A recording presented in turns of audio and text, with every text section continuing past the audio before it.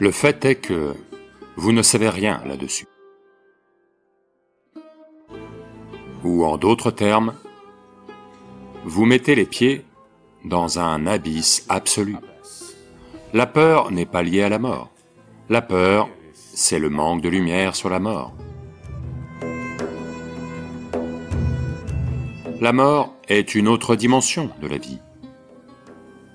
Une dimension qui n'est pas dans votre expérience.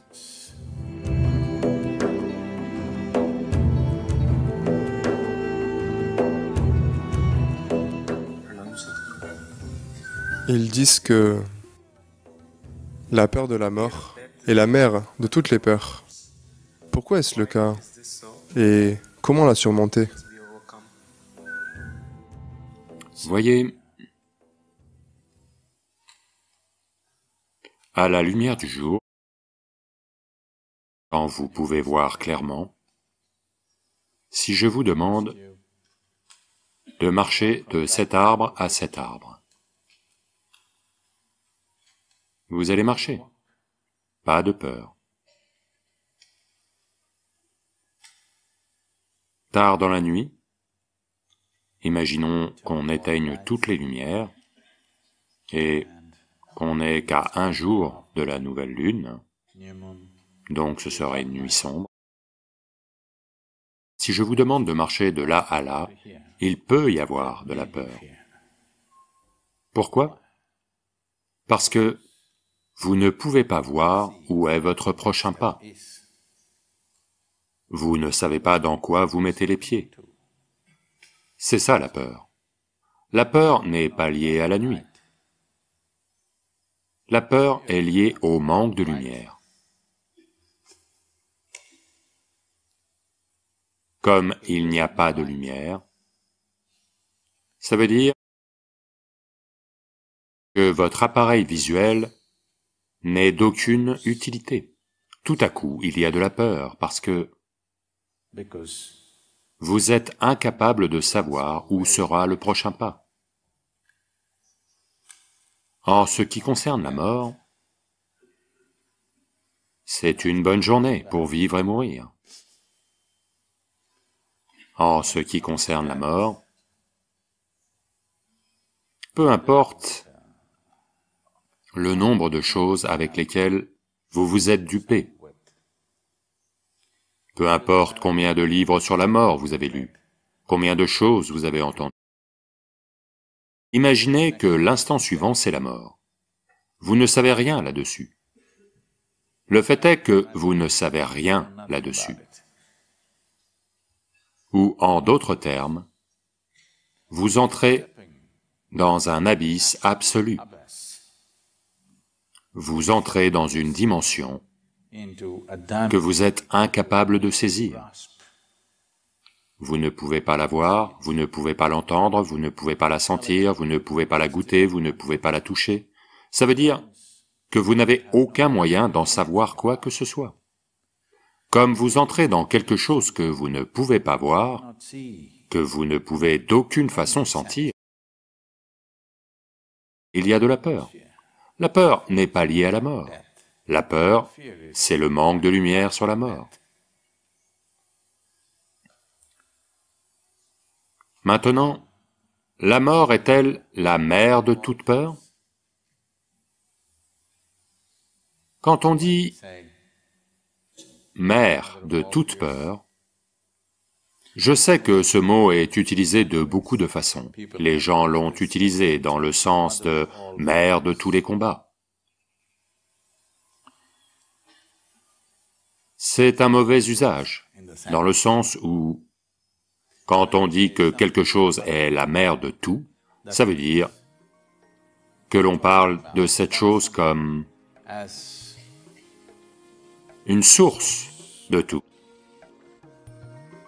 Ou, pour le dire plus directement, c'est ça qui engendre tout le reste. Donc, la mort, ou la peur de la mort, est-elle la mère de toutes les peurs? Est-ce qu'elle engendre toutes les autres peurs? Pas nécessairement la mort. c'est l'inconnu, tout ce que vous ne connaissez pas, tout ce que vous ne pouvez pas saisir, c'est cela qui amène de la peur. La mort c'est un exemple classique de l'inconnu, de toutes les choses que vous pouvez connaître ou ne pas connaître. La mort est une chose qu'à coup sûr vous ne connaissez pas. Le mental humain est capable de se projeter de bien des façons. Il est capable de tout corrompre.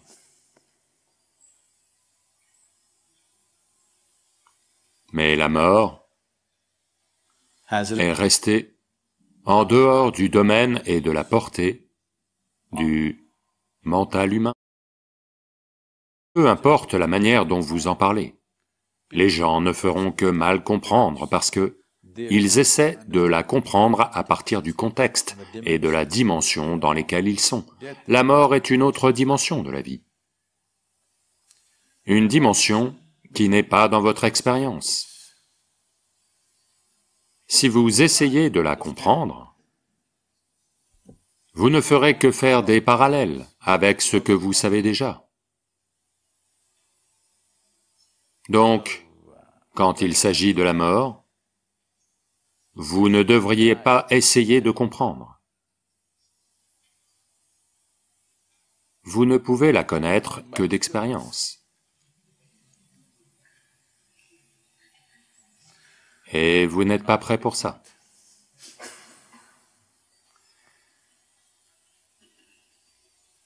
Ça, au moins vous le savez. Bien qu'il y ait des gens qui propagent l'idée qu'ils vont s'élever dans la mort avec leur corps. N'importe quel être humain sensé sait que, quand une personne meurt, le corps reste en arrière. Parce que le corps n'est pas votre propriété, c'est la propriété de la terre-mère. Si quiconque s'élève avec son corps, il doit être verbalisé au nom des lois écologiques. Parce que si on s'élève tous avec nos corps, qu'arrivera-t-il à cette terre? Ce n'est pas comme ça. Les matériaux de la terre doivent retourner à la terre. C'est très bien. Aujourd'hui, ceci est un homme, demain c'est de l'engrais, et du bon engrais. Des fleurs vont pousser, vous savez. Des menthes. Et c'est très bien. Au moins, quand vous êtes mort, vous pouvez devenir doux. N'est-ce pas chouette?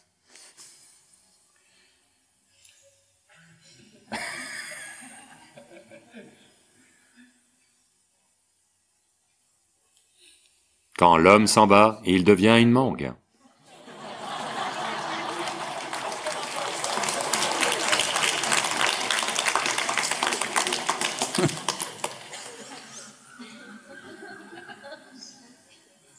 Donc, la peur n'est même pas de perdre le corps.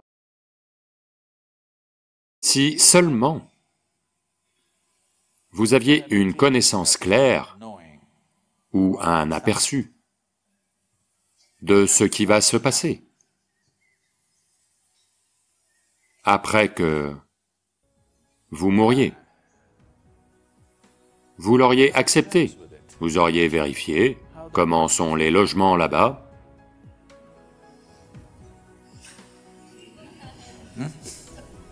Si c'est un peu mieux qu'ici, vous diriez, pourquoi pas?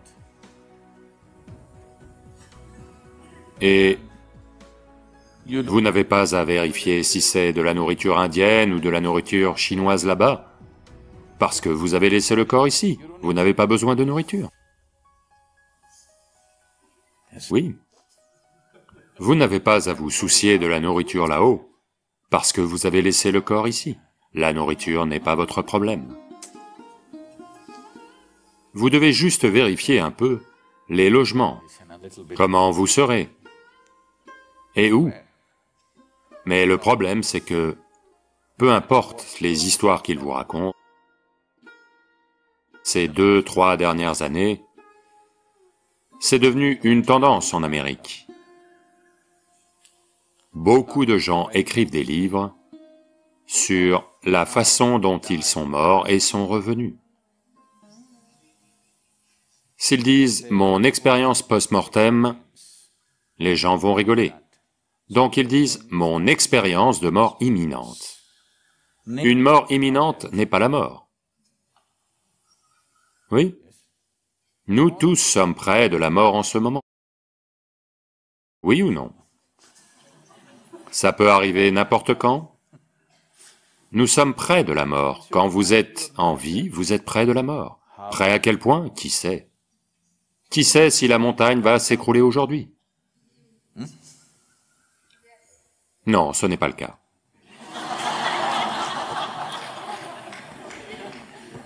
Mais aucune garantie. Il n'y a pas... C'est une montagne magnifique, d'accord? Elle n'a pas la mauvaise réputation d'entrer en éruption. Mais imaginons qu'elle choisisse d'entrer en éruption aujourd'hui. Que fait-on? On aime être au pied d'une montagne. Si elle décide d'entrer en éruption, que peut-on faire? Non, ça n'arrivera pas, c'est autre chose. Mais ce que vous appelez la vie est un processus extrêmement fragile. Juste inspiration, expiration, inspiration, expiration, inspiration, expiration. La prochaine inspiration n'a pas eu lieu. Pouf! Parti. Regardez juste. Tellement fragile. Parti? Oui ou non? Très fragile. C'est comme ça, un peu comme ça, pouf, parti. En même temps, voyez comme elle est robuste, combien de choses un homme peut faire. Mais tellement fragile. Ouf, elle peut s'en aller. Ne pensez pas qu'on doive vous tirer une balle dans la tête pour mourir. Beaucoup de gens boivent de l'eau et pouf, ils meurent. Ils mangent des nouilles, ils meurent. Oui. Simplement, quelqu'un va se coucher et il meurt juste là. Oui ou non? Tous les jours. Ne pensez pas que chaque jour, un tremblement de terre doit avoir lieu, un volcan doit entrer en éruption, une bombe doit exploser. Non, simplement, assis ici, les gens meurent juste comme ça. Donc, nous sommes tous près de la mort. Mais il y a quelques entrepreneurs qui écrivent des livres qui se vendent par millions sur des expériences de mort imminente. Donc, bien que toutes sortes de choses aient été écrites à ce sujet, l'instant d'après, si vous mourrez, vous ne savez rien là-dessus. Quand vous pensez que vous n'allez pas mourir, vous pouvez inventer toutes sortes d'histoires. Imaginez que vous allez mourir l'instant d'après, les histoires ne vont pas tenir debout, elles vont s'écrouler. Donc, quand toutes les histoires en lesquelles vous avez cru s'évaporent tout d'un coup, la peur surgit. Parce que le pas suivant, vous ne voyez pas où vous mettez votre pied.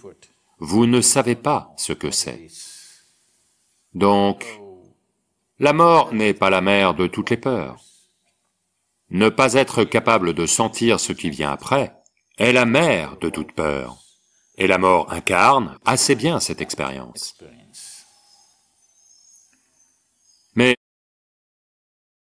vous verrez que dans cette culture, les gens choisissent de mourir à un moment donné. Ils déterminent leur heure. Ils s'assoient, avec un grand sourire de félicité sur le visage, ils meurent. Parce que ils ont réalisé la nature de la vie. Si vous connaissez la nature de ce qu'est ceci, alors il n'y a pas de mort. La mort est une fiction, dans le sens où... Êtes-vous déjà mort, quelqu'un ici?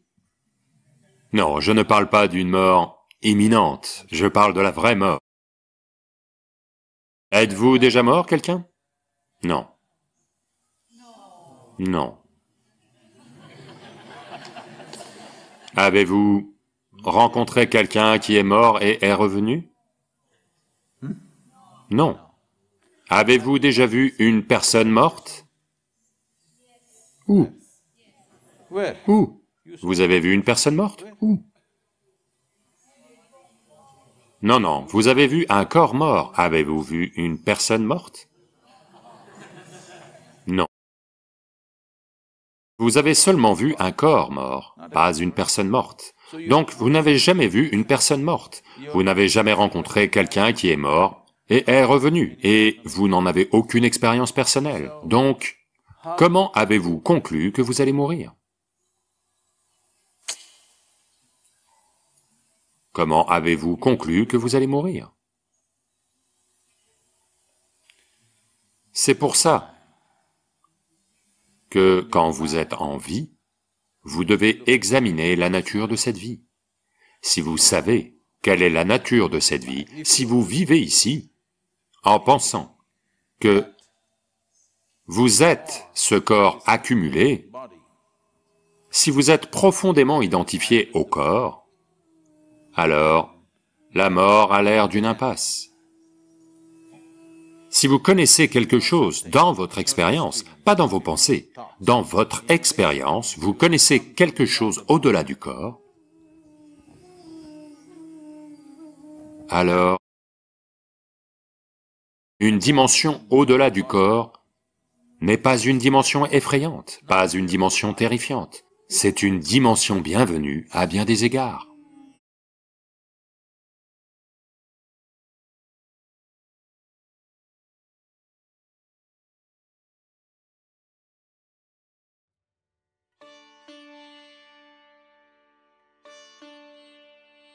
Namaskaram à tous.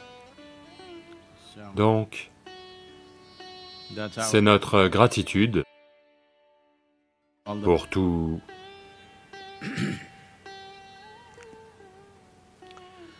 les hommes et les femmes dans le monde entier qui risquent consciemment leur vie pour le bien-être de tous. Quand le ministre de la Santé en Inde a proposé à toutes les infirmières et médecins de doubler leur salaire, ils ont refusé.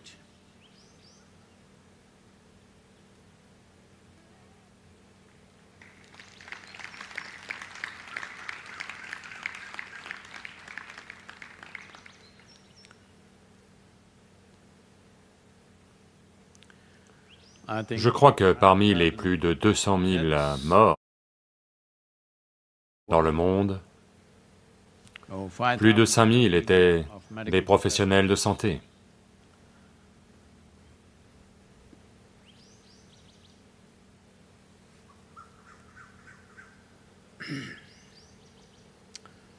Voici un petit poème pour vous.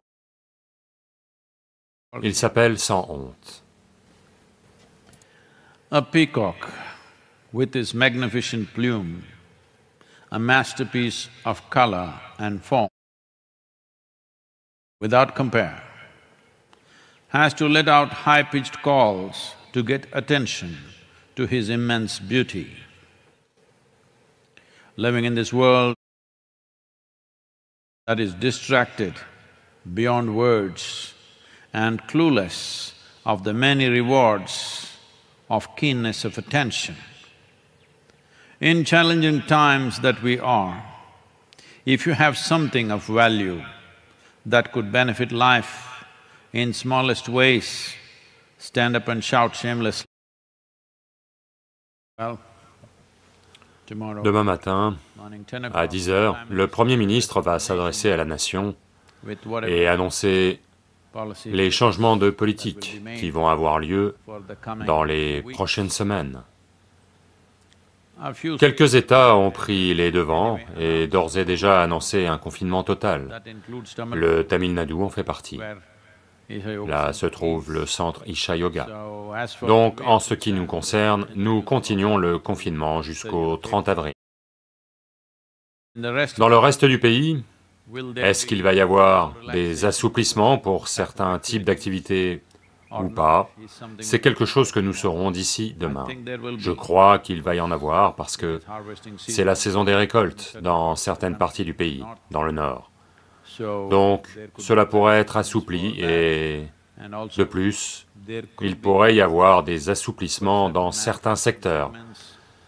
Ils veulent partiellement reprendre les opérations dans l'industrie pour qu'après avril, elles soient capables de se remettre à produire.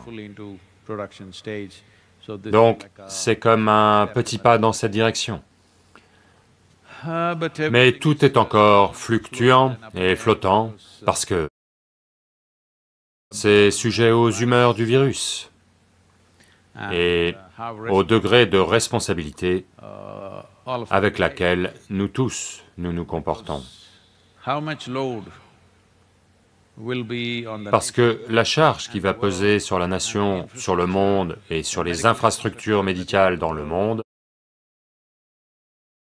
dépend en grande partie du fait que l'on se comporte de façon responsable, de notre efficacité à veiller à ce que le virus ne nous atteigne pas. Même dans la ville de Coimbatore, certaines zones ont été complètement fermées. Complètement. Certaines zones font l'objet d'un blocus, parce qu'ils ont découvert des cas, et ils répondent comme ça, ce qui est la seule façon de faire. Heureusement, le nombre de gens infectés et le nombre de morts est encore sous contrôle en Inde. Et de plus, la courbe est en train de légèrement s'aplatir. Les effets du confinement se font sentir. Heureusement, même aux États-Unis, le nombre de morts s'est un peu stabilisé. Il était de 2000 par jour, il a un peu baissé. Mais le nombre de gens infectés, le nombre de gens en soins intensifs, ces nombres ont augmenté, je crois. Donc on ne sait pas encore vers où ça va, parce que ce sont de grands pays. L'Inde, les États-Unis, ce sont de très grands pays. Ce qui se passe en... Vous savez, c'est comme... Comparé à d'autres nations, chaque État est comme une nation.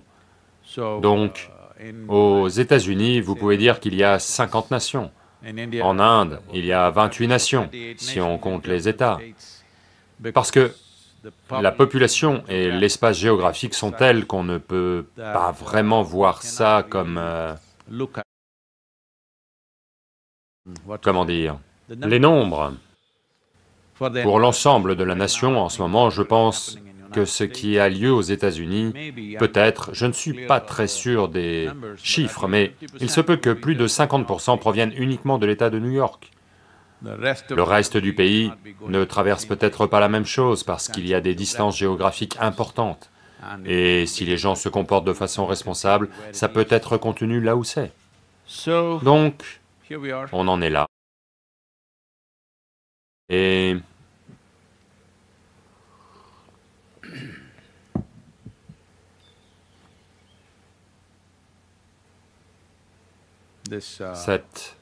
cette situation ne devrait pas servir à rien. Tant de vies sont parties, cela ne devrait pas servir à rien. Tant de gens sont morts, plus de 100 000 personnes sont mortes. On ne devrait pas permettre à cela de ne servir à rien. Nous devons utiliser ce temps. Il reste encore 16 à 17 jours ici en Inde. Et pour nous tous, comme je l'ai dit plus tôt,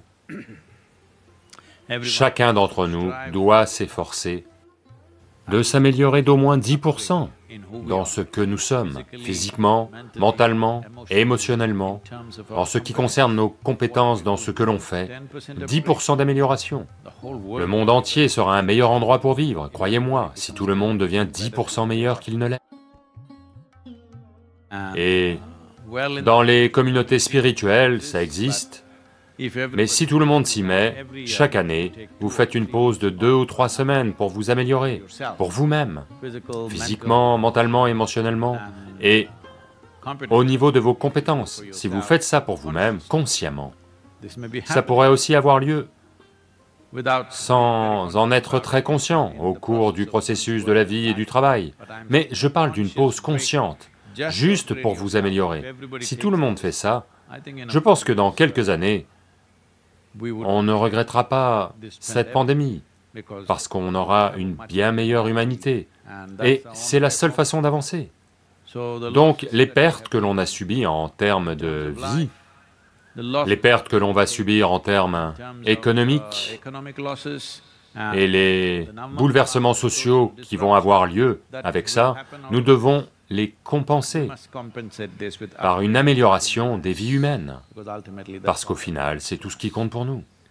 Je pense qu'il y a des questions. Cette question est de Prashant. Namaskaram Sadhguru. Tant que nous sommes en vie avec ce corps et ce mental, on accumule sans cesse du karma. J'aimerais savoir si lorsqu'on perd notre corps et notre mental, c'est un meilleur moment pour gérer les karmas. Est-il infecté? Non?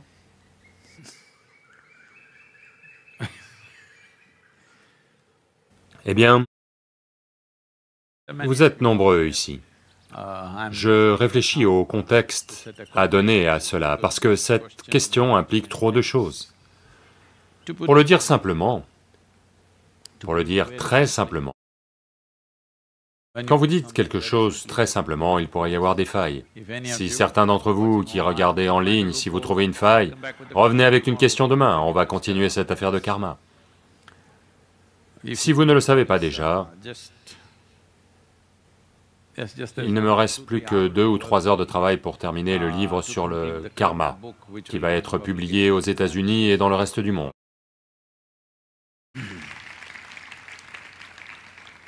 Donc, c'est en cours depuis plus d'1 an, et il devrait être terminé dans les jours qui viennent. Donc, qu'est-ce que le karma? Voyez, le karma est l'information ou la mémoire ayant lieu à différents niveaux, qui fait de vous qui vous êtes.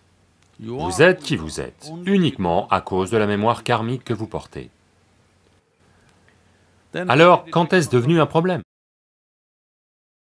C'est devenu un problème parce que vous vous êtes identifié à cette mémoire. C'est comme, même maintenant dans votre vie, vous n'êtes conscient que de bien moins de 1% de votre mémoire. Plus de 99% existent en vous inconsciemment. Jusqu'à quel point?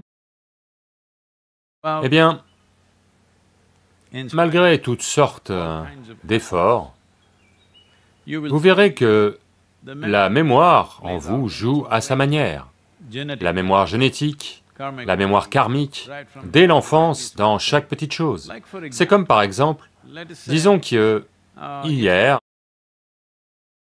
vous avez pris un repas et ça n'arrive pas au centre de yoga, mais disons que vous êtes ailleurs et vous ouvrez votre repas et là vous trouvez un cafard vivant ou une souris ou autre chose. Ça arrive dans certains endroits. Eh bien, si aujourd'hui on vous offre un repas, cette mémoire va vous faire vous comporter d'une certaine manière. Et cette mémoire pourrait vous faire vous comporter de façon étrange à chaque fois qu'un repas vous est servi. Donc plus vous vous identifiez à cette seule expérience, vous avez mangé, je ne sais pas combien, disons que vous avez vécu 50 ans et vous avez mangé 3 repas par jour, combien ça fait? 365 fois 50 fois 3, quel que soit le résultat, vous avez mangé ce nombre de repas.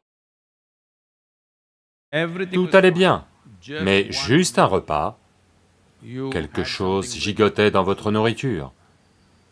Maintenant, cela va dominer. À chaque fois qu'on vous sert un repas, ce souvenir revient, Et au bout d'un certain temps, ce n'est même pas un souvenir conscient, vous êtes juste vigilant là-dessus. Donc, c'est ce que la mémoire vous fait. Au bout d'un certain temps, vous n'y pensez même pas. Elle va vous faire vous comporter de façon étrange. C'est pour ça que vous êtes tous de si étranges créatures, à cause de diverses sortes de mémoires inconscientes qui vous font vous comporter de certaines manières. Donc toute cette dimension du karma devient importante sur le chemin spirituel parce que vous recherchez la transformation. Se transformer veut dire changer la forme même de ce que vous êtes. Vous rendre tel que votre forme est le moins de résistance possible. La forme que vous avez adoptée est telle qu'elle va vous permettre de traverser la vie et la mort sans effort.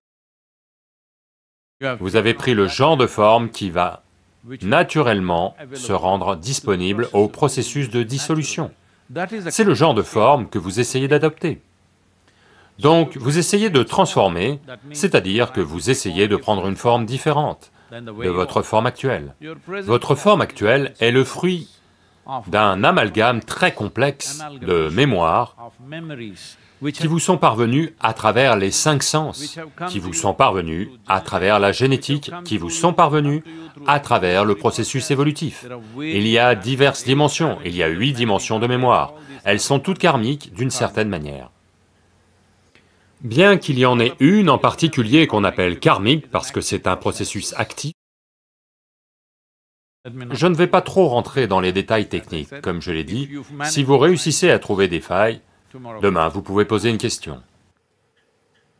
Donc maintenant, vous essayez de changer la forme de ce que vous êtes, la façon même dont vous êtes, la personne que vous êtes. C'est-à-dire qu'essentiellement, vous essayez de faire de vous-même le genre de personne qui ne devient pas un obstacle dans votre processus de libération ou de dissolution. En ce moment, si vous avez un fort sens du « je suis ceci, je suis cela », alors vous-même êtes une entrave, vous-même êtes un obstacle. Vous n'avez besoin d'aucune aide extérieure, vous vous auto-bloquez. Donc la sadhana spirituelle est juste ceci. Vous essayez de vous donner le genre de forme où vous n'êtes pas un obstacle. Il y a d'autres problèmes avec la création qu'il faut gérer. C'est là l'importance d'être assis avec un gourou. Vous ne devez gérer que vos propres problèmes. Les problèmes existentiels, il va les gérer pour vous. C'est ça que ça veut dire. Les dimensions existentielles dont vous n'êtes pas conscient, qui ne font pas partie de votre expérience, c'est ça qu'il est censé gérer. Il n'est pas là pour faire office de psychiatre au quotidien. Sadhguru, je me sens comme ceci, que faire? Sadhguru, il se passe ça, que faire? Je ne m'entends pas bien avec la personne avec qui je partage ma chambre, que faire? Il n'est pas là pour s'occuper de ça. Malheureusement, il le fait, celui-ci.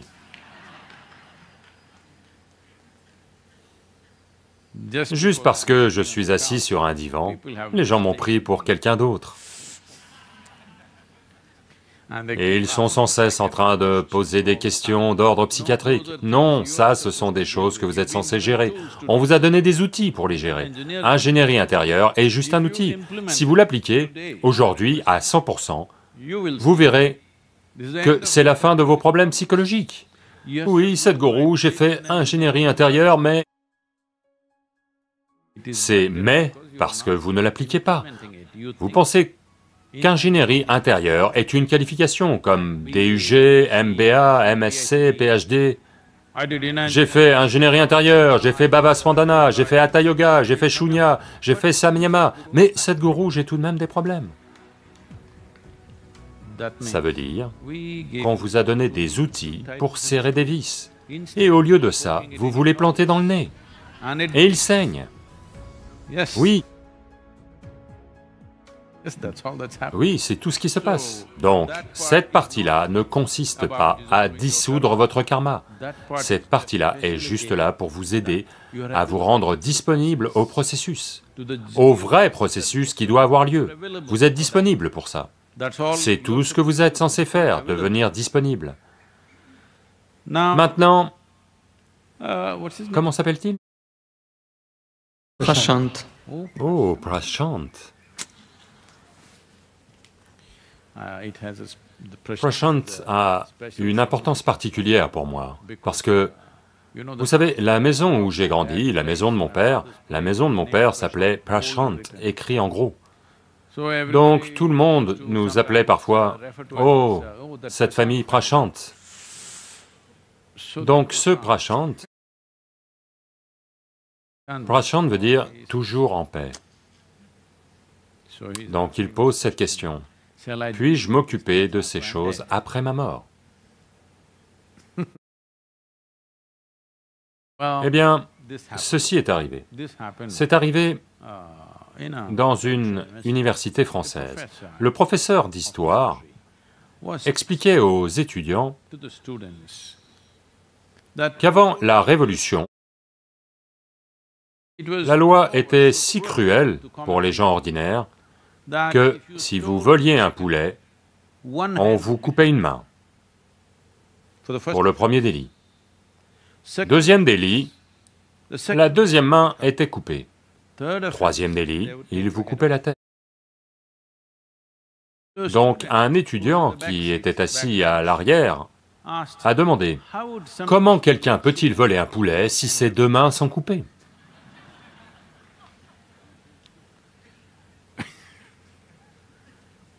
Donc, vous avez perdu votre corps, et vous avez perdu votre mental, qui discerne. Maintenant, comment allez-vous gérer votre cas?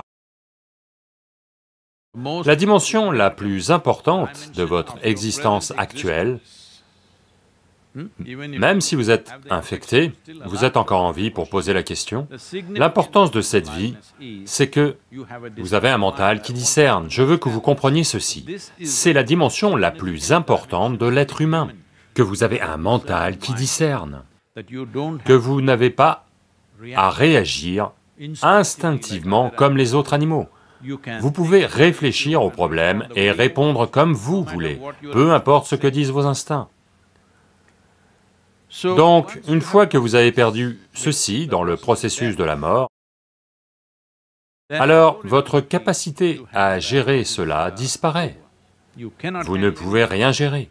Vous fonctionnez uniquement selon des tendances. Voyez, il y a peu encore, toutes ces feuilles étaient sèches et en train de tomber. Maintenant, toutes les feuilles fraîches sont arrivées. Même une feuille morte va quelque part. Mais elle ne décide pas où aller. Là où le vent souffle, c'est là qu'elle va. C'est ce que vous allez devenir quand vous serez mort. Vous n'allez pas décider où aller, ce n'est que maintenant. C'est maintenant, quand vous êtes en vie et que vous avez encore un mental qui discerne et qui fonctionne, même s'il fonctionne partiellement, vous avez quand même un mental qui discerne. Maintenant, vous pouvez décider où aller. Ce privilège, où ma vie doit-elle aller, ce privilège vous sera retiré dès l'instant où vous aurez perdu votre corps et votre mental qui discerne. Il faut savoir cela. C'est ça l'intérêt d'être humain. Quand vous étiez un singe, vous n'aviez pas un mental qui discerne. Quand vous étiez un reptile, vous n'aviez pas un mental qui discerne. Maintenant que vous êtes devenu un être humain, peu importe quel genre vous êtes. Oui, Sadhguru, mais je suis... Peu importe quel genre vous êtes, vous avez un mental qui discerne. Peut-être que vous ne l'utilisez pas, vous le conservez peut-être pour l'utiliser post-mortem, vous savez. Ce que je dis, c'est que vous ne l'aurez pas, c'est la seule période où vous pouvez l'utiliser. C'est la seule période où vous pouvez faire naviguer votre vie où vous voulez. Au-delà de ça, c'est uniquement selon des tendances, d'autres forces vont décider. Eh bien, Sadhguru, pouvez-vous vous en occuper? Si je meurs, allez-vous vous occuper de tout mon karma? Non.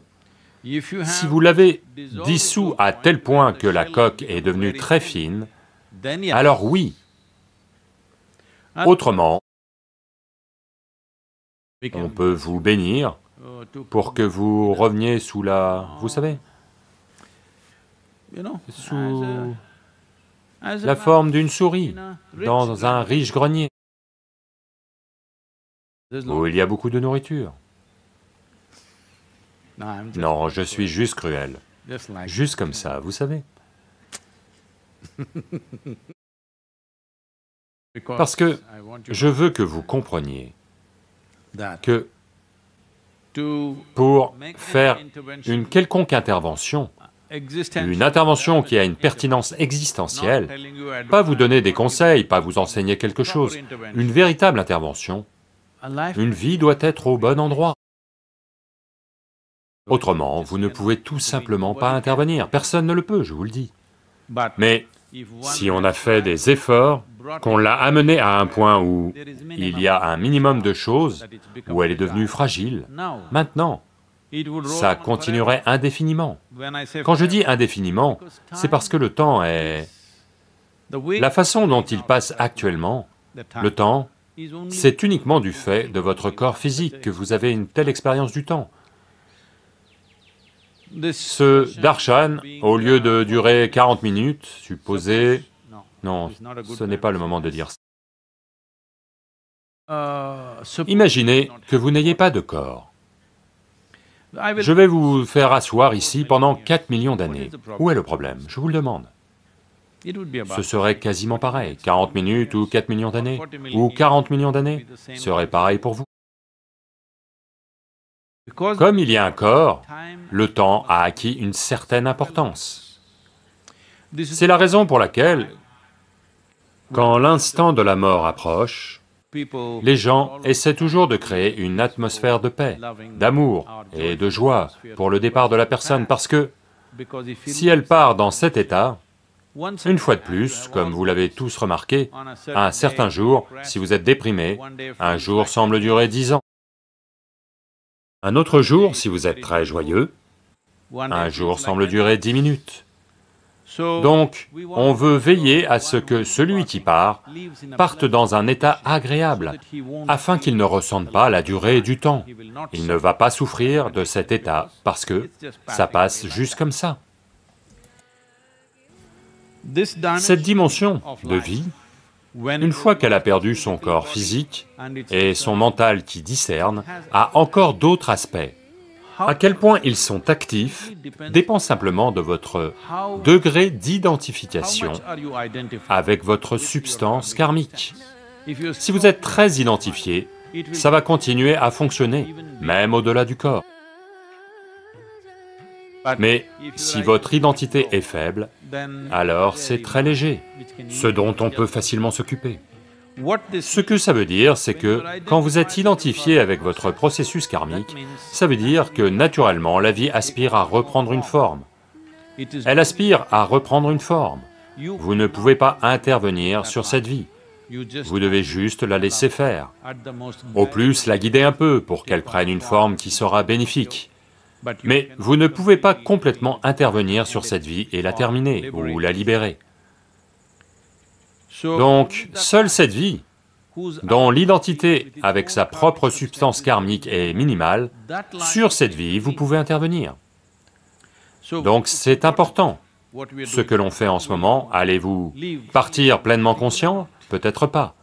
Mais si vous partez dans un état tel que les choses ont été minimisées, votre karma a été minimisé, vous ne travaillez qu'avec un karma alloué. Le karma accumulé, ou ce qui est, vous savez, le dépôt de karma ou l'entrepôt de karma que vous portez, cela n'a pas encore été géré.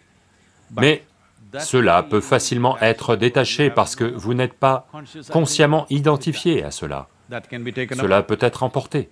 Maintenant, la substance karmique avec laquelle vous avez des identifications conscientes en ce moment, c'est ça que je suis, j'aime ça, je n'aime pas ça. C'est ainsi que vous établissez votre identité avec votre substance karmique. Si cela est fort, vous ne pouvez pas juste intervenir et la briser. Voyez, je n'ai pas établi les principes de ce processus de vie, ok?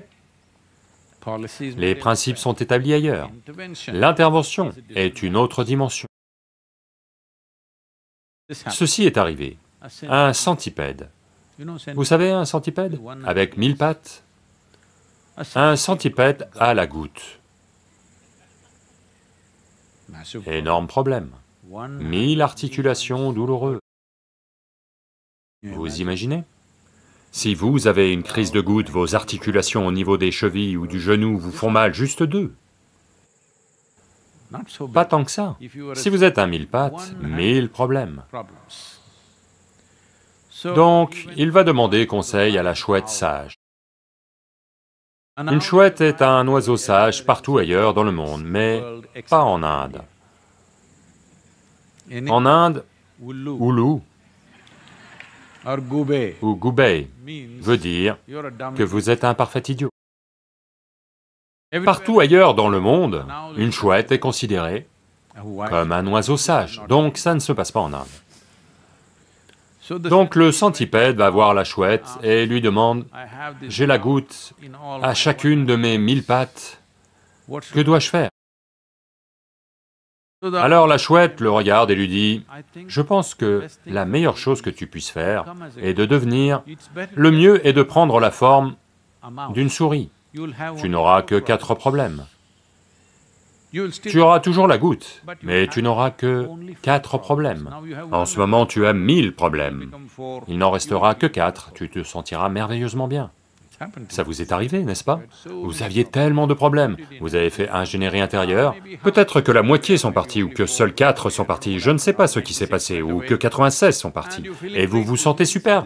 Ça ne veut pas dire que tout est parti. Seul ce que vous avez autorisé à partir est parti, vous devez le comprendre. Ce que vous autorisez à partir part, ce à quoi vous vous accrochez reste avec vous.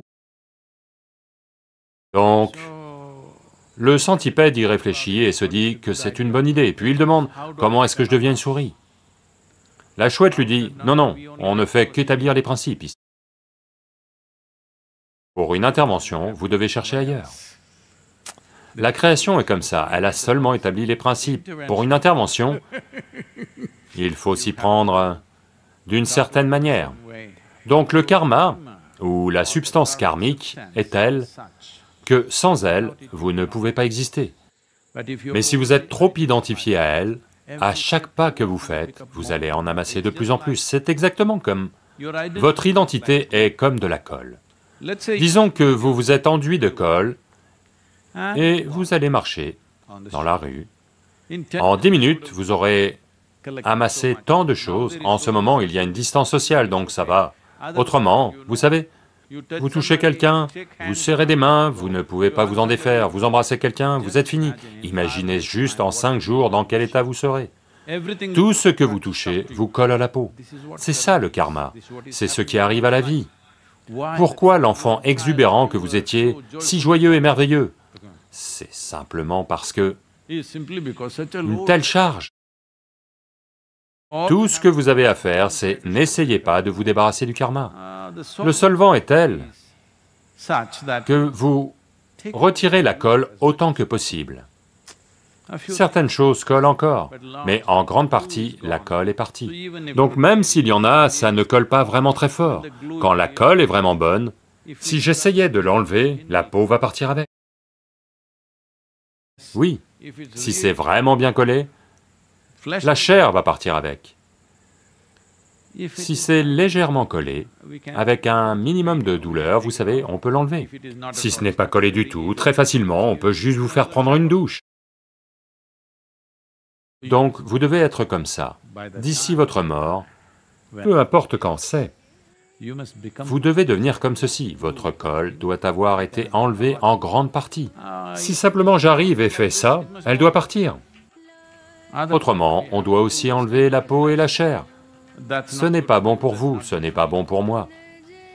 Je n'aime pas torturer quiconque.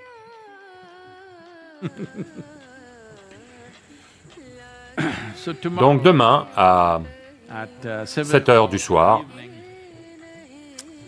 எல்லா தமிழ் மக்களுக்கு எல்லாமே நாளைக்கு 7 மணிக்கு ஒரு கால் எல்லா வாலண்டியர்ஸ்க்கு நீங்கள் எல்லாம் இந்த கால் எடுக்கணும், உங்களுக்கு எல்லாமே வரும். நீங்கள் அப்படி உங்கள் நம்பர் டேட்டா பேஸில் இல்லைன்னா நாளைக்கு சாயந்தரத்துக்குள்ளே கொடுத்துடுங்க. நான் உங்கள் கூட பேசணுன்னு விரும்புகிறேன். À 7h30, on a un rendez-vous téléphonique avec tous les bénévoles qui parlent anglais à travers le monde. Alors pourquoi est-ce que vous le mettez là? Ok. Ok, ce n'est pas demain. Ok, donc... Ok. Donc, avec tous les bénévoles qui parlent anglais, le 15 à 19h30, le 15 avril, à 19h30 du soir, heure indienne, IST, nous allons avoir une conférence téléphonique tous ensemble. Si vous pensez que votre numéro n'est pas dans la base de données d'Isha, s'il vous plaît, assurez-vous qu'il y soit. Je veux juste vous parler 15 à 20 minutes. C'est le genre de moment où il faut qu'on parle. Donc, 2 semaines de plus, à coup sûr, dans le Tamil Nadu, et probablement dans la plupart des endroits du pays. Des choses similaires ont lieu. Aux États-Unis. En Europe, bien sûr, c'est partiel, différentes nations agissent différemment, mais nous devrions tous être prêts à un certain niveau de contrôle sur nos vies. Pas seulement en 2 semaines.